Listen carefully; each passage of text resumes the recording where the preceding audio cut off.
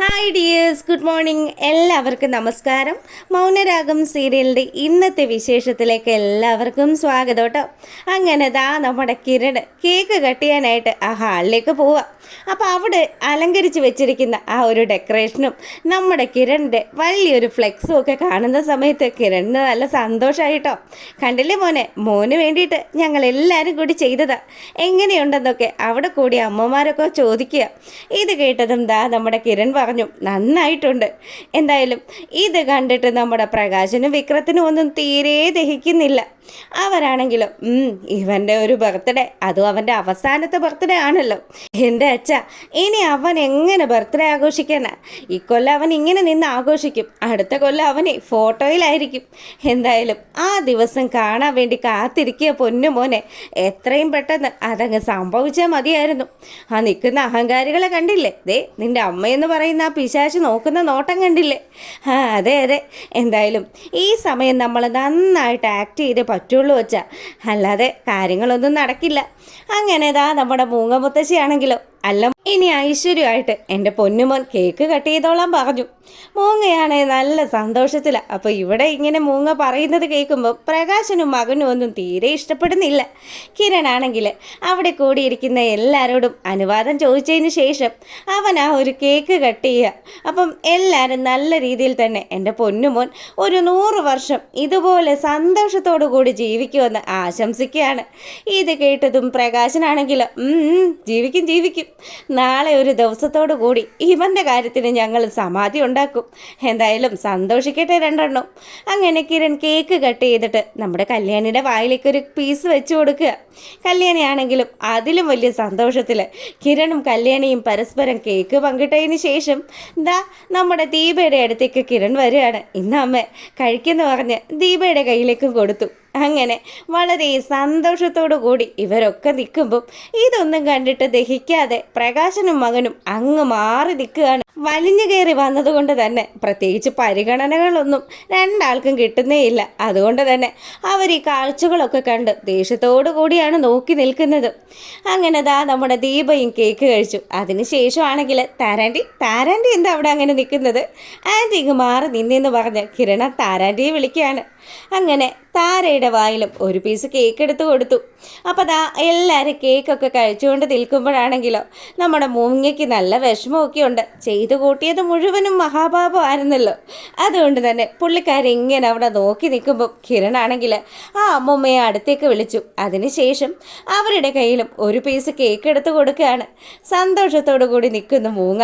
ഈ സമയം നമ്മുടെ പ്രകാശനാണെങ്കിലോ, കണ്ടില്ലേ തള്ളയുടെ ഒരു അഭിനയം എന്തൊക്കെയായിരുന്നു. കിരണിനെയും കല്യാണിയും കണ്ണെടുത്ത കണ്ടുകൂടാതിരുന്ന സാധനമായിരുന്നു. എന്നിട്ട് ഇപ്പം എന്താണ് സ്നേഹം? ഇവരെ വിശ്വസിക്കാൻ പറ്റില്ലല്ലോടാ മോനെ. അതൊക്കെ അങ്ങനെയാണച്ചാ, പ്രായമൊക്കെ ആകുമ്പോഴത്തേക്കിനും ചില മനുഷ്യർ ഇങ്ങനെയൊക്കെ മാറി ചിന്തിക്കും. അങ്ങനെ ഇവന്മാരവിടെ നിന്ന് സംസാരിച്ചുകൊണ്ട് നിൽക്കുമ്പം നമ്മുടെ കിരൺ കേക്കൊക്കെ കട്ട് ചെയ്ത് ഒരു ട്രെയിലാക്കിയിട്ട് അത് അവിടെയുള്ള അമ്മമാർക്കും അച്ഛന്മാർക്കും ഒക്കെ നൽകുകയാണ്. അങ്ങനെ കൊടുത്തിങ്ങനെ വരുന്ന സമയത്താണ് പ്രകാശനെയും വിക്രത്തെയും കാണുന്നത്. രണ്ടുപേരും ഇപ്പോൾ ഒരു ഇച്ചിരി കേക്ക് കിട്ടുമായിരിക്കും എന്നൊക്കെ വിചാരിച്ച് അങ്ങനെ നോക്കി നിൽക്കുന്ന സമയത്ത് കിരണാണെങ്കിലും മുഖം വെട്ടിച്ച് ആ ഒരു ട്രെയുമായിട്ട് അങ്ങ് നടന്നു പോവുക. കണ്ടില്ലേടാ മോനെ അവൻ്റെ ഒരു അഹങ്കാരം എന്ന് പറഞ്ഞ് വിക്രവും അതുപോലെ പ്രകാശനും തമ്മിൽ ഇങ്ങനെ സംസാരമാണ്. എന്തായാലും ഇവന്മാരിവിടെ വന്നിരിക്കുന്നതിൽ എന്തൊക്കെയോ പന്തികേടുണ്ടെന്ന് മനസ്സിലാക്കിക്കൊണ്ട് തന്നെയാണ് കിരണും കല്യാണിയും ദീപയും ഒക്കെ അവിടെ അങ്ങനെ നിൽക്കുന്നത്. മൂങ്ങയ്ക്കാണെങ്കിൽ നല്ല ഡൗട്ടുണ്ട് ഇവന്മാരുടെ വരവിന് പിന്നിൽ എന്തൊക്കെയോ ചില ദുരൂഹ ലക്ഷ്യങ്ങളൊക്കെ ഉണ്ടെന്ന്. അങ്ങനെ നമ്മുടെ കല്യാണിയുടെ അടുത്ത് ദീപ പറയാണ്, അതേ മോളെ അങ്ങോട്ടൊന്ന് സൂക്ഷിച്ചു നോക്കിക്കേ, വലിഞ്ഞു കയറി വന്നിരിക്കുന്ന നാണമില്ലാണ്ട്. ഒരല്പമെങ്കിലും നാണോ മാനോ ഒക്കെ ഉണ്ടായിരുന്നെങ്കിൽ ഇവന്മാരിവിടെ വരുമായിരുന്നോ? പോട്ടമ്മയെന്ന് പറഞ്ഞ് നമ്മുടെ കല്യാണി അവിടെ അങ്ങനെ നിൽക്കുമ്പോൾ കിരൺ ആ ഒരു സ്റ്റേജിലേക്ക് വരിക. വന്ന പാടെ തന്നെ നമ്മുടെ കല്യാണി അങ്ങ് കെട്ടിപ്പിടിച്ചു. എന്താ അവരുടെ ഒരു സ്നേഹം! അതൊക്കെ കാണുന്ന സമയം അവിടെയുള്ള അമ്മമാരും അച്ഛന്മാരും ഒക്കെ നല്ല സന്തോഷത്തിലെ കൈകൾ അങ്ങ് തട്ടിക്കൊണ്ടിരിക്കുക. അപ്പോഴത്തേക്കിനും നമ്മുടെ പ്രകാശനാണെങ്കിലോ കെട്ടിപ്പിടിച്ചോ. ഇന്നത്തെ കഴിഞ്ഞാൽ പിന്നെ ആരെ കെട്ടിപ്പിടിക്കാനാ? എന്തായാലും കിരണിനെ ഇവരെല്ലാവരും കൂടെ കൊന്നുകളയാനുള്ള പ്ലാനാണല്ലോ. അതുകൊണ്ട് തന്നെ പ്രകാശനാണെങ്കിൽ അങ്ങോട്ടേക്ക് വന്നു. പ്രകാശൻ വന്നിട്ട് വിക്രത്തിനോട് പറഞ്ഞു, വിക്രം മോനെ അവനെ വിഷ് ചെയ്യ്. അങ്ങനെ ദാ നമ്മുടെ കിരണിൻ്റെ അടുത്തേക്ക് വന്ന് വിക്രമാണെങ്കിൽ ഷെയ്ക്ക് ഹാൻഡ് കൊടുക്കാൻ തുടങ്ങുക. കിരണേട്ട പിറന്നാൾ ആശംസകളെന്ന് പറഞ്ഞ് ഷെയ്ക്ക് ഹാൻഡ് കൊടുക്കാൻ വേണ്ടിയിട്ട് കൈ നീട്ടുന്ന സമയത്ത് കിരണാണെങ്കിൽ കൈകൾ രണ്ടും കൂടി കെട്ടി ഇങ്ങനെ ഇറക്കി വെച്ചിരിക്കുക. ഈ സമയമാണെങ്കിൽ പ്രകാശം പറഞ്ഞു, അതെ ഞങ്ങളിവിടെ ഇന്ന് വന്നത് കിരണിൻ്റെ ബർത്ത്ഡേ ഒന്നും കാണാൻ വേണ്ടിയിട്ടൊന്നും അല്ല, ഞങ്ങളിവിടെ വന്നത് അമ്മയെ കാണാനും അതുപോലെ ഇവിടെയുള്ള അന്തേവാസികൾക്ക് ഞങ്ങൾ അധ്വാനിച്ചുണ്ടാക്കുന്നതിൽ നിന്ന് ഒരു വിഹിതം എല്ലാ കൊല്ലവും കൊടുക്കാമെന്നും കൂടി വിചാരിച്ചുകൊണ്ടാണ്. അപ്പോൾ ഇവന്മാരുടെ ഈ ഒരു സംസാരം കേൾക്കുന്ന സമയത്ത് നമ്മുടെ മൂങ്ങ മുത്തശ്ശിയാണെങ്കിൽ ആരധ്വാനിച്ചു എന്ന് ഈ പറയുന്നത്? നിങ്ങളോ? അതിന് നിങ്ങൾക്ക് എന്തെങ്കിലും ജോലിയോ കൂലിയോ എന്തെങ്കിലും ഉണ്ടോ? ഇല്ലല്ലോ. രണ്ടുപേരും നാട് മുഴുവനും തെണ്ടി നടക്കുകയല്ലേ. എന്നിട്ടാണോ നീയൊക്കെ ഇങ്ങോട്ടേക്ക് സമ്പാദിക്കുമെന്ന് പറയുന്നത്? എടാ ആദ്യം നന്മയോട് കൂടി ജീവിക്ക്, മനുഷ്യനെ മനുഷ്യനായി കാണാൻ പഠിക്ക്. അല്ലാതെ മനസ്സിൽ ദുഷ്ടത്തരം ഒളിപ്പിച്ച് വെച്ചിട്ട് ഇങ്ങനെ പുറമേ ചിരിച്ച് നടന്നിട്ടൊന്നും ഒരു കാര്യമില്ല എന്ന് മൂങ്ങ അവിടെ വെച്ച് പറയുക. ഇത് കേട്ടതും പ്രകാശിന് ദേഷ്യമൊക്കെ വന്നു. എന്തിനാ വെറുതെ ഇവരോട് ഈ സമയം സംസാരിച്ച് സീൻ വഷളാക്കുന്നതെന്ന് വിചാരിച്ചുകൊണ്ട് മാത്രം പ്രകാശനും വിക്രവും ഒരു പൊടിക്കങ്ങ് ഒതുങ്ങുക. പിന്നീടാണെങ്കിലോ അവരെല്ലാവരും പറഞ്ഞു, എന്നാൽ ഒരു കാര്യം ചെയ്യാം, നമുക്ക് പോയി ഭക്ഷണം കഴിക്കാമെന്ന് പറഞ്ഞ് അവർ ആ ഒരു സദ്യ കഴിക്കാനുള്ള സ്ഥലത്തേക്ക് പോവുക. ഈ സമയമാണെങ്കിൽ മൊബൈലിൽ നമ്മുടെ കല്യാണിക്ക് കേക്ക് കൊടുക്കുന്നതും കല്യാണിയെ കെട്ടിപ്പിടിച്ച് നിൽക്കുന്ന കിരണിനെയൊക്കെ കണ്ടിട്ട് ദഹിക്കാതെ സരയു ദേഷ്യത്തോട് കൂടി അങ്ങനെ ഇരിക്കുക. കണ്ടില്ലേ, അവളും അവനും കൂടി ചേർന്ന് നിൽക്കുക.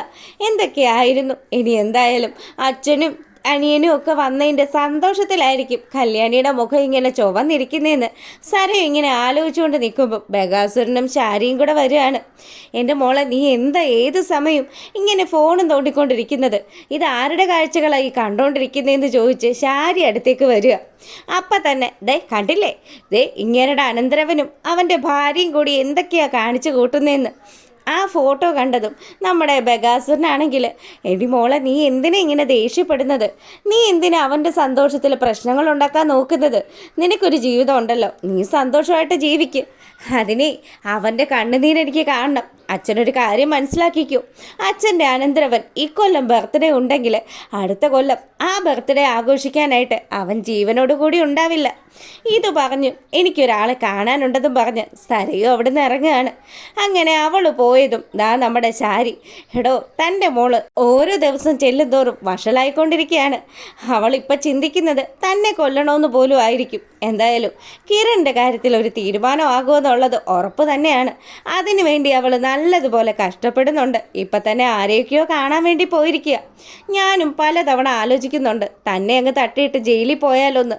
പക്ഷേ അപ്പോഴും ഞാനൊരു കാര്യം ആലോചിച്ചു, നമ്മുടെ മോള് അവൾ മനോഹർ എന്ന് പറയുന്ന ആ ചതിയൻ്റെ കാര്യങ്ങളൊക്കെ അറിഞ്ഞു കഴിഞ്ഞാൽ പിന്നെ അവൾ മുഴുവൻ ഭ്രാന്തിയായി മാറുമ്പോൾ ആരെങ്കിലും വേണ്ടടോ നോക്കാനായിട്ട്.